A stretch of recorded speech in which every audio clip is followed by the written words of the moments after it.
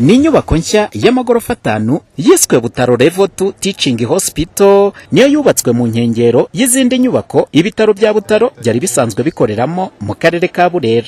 Ni inyubako bamwe mu barwariye muri ibi bitaro bya Butaro bavuga ko zari zikenewe kuko ubusanzwe wasangaga abarwayi 2 cyangwa 3 barara ku gitanda kimwe. Turyamiranye nyine urumva twatugiraho ingaruka koko umuntu yabona uko ahindukira, ariko ubu ngubu ngo tuzisanzura batubwiye ati tutari avuga tuzisanzura umuntu yaryama ku gitanda cye.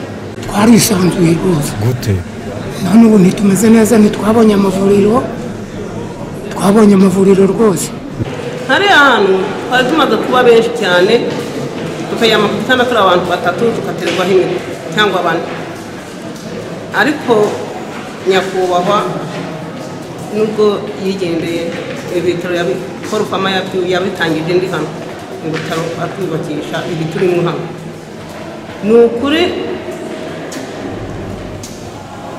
ibi bitaro bigiye kudufasha kuba twari tucugitse, ubucugitse bugiye kugabanuka, serivisi zirusheho kugira gute kwihuta. Twisanzuraga twagize amahirwe kubera yuko batwaguriye ibitaro bikaba biri bishe, tukaba turi kwisagagura nk'uko dushaka.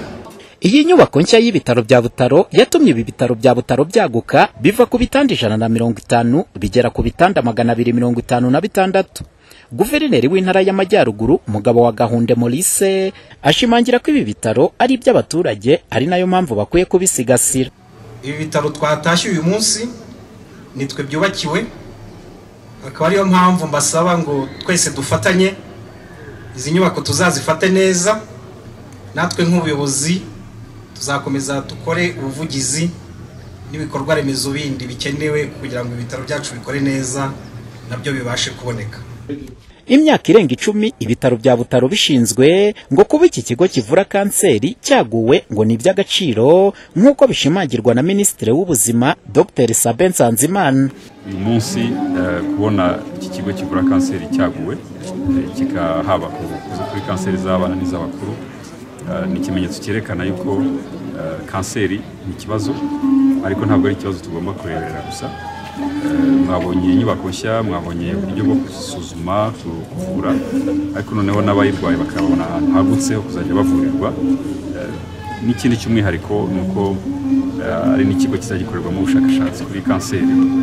Muri rusange inyubako zisanzwe zikoreramo ibitaro bya Butaro ndetse n'inyubako yuzuye byose byubatswe na Partners Health inshuti mu buzima ku bufatanye na leta y'u Rwanda. Umuhoza Honore, Flash TV, i Butaro mu karere ka Burera mu Majyaruguru y'u Rwanda.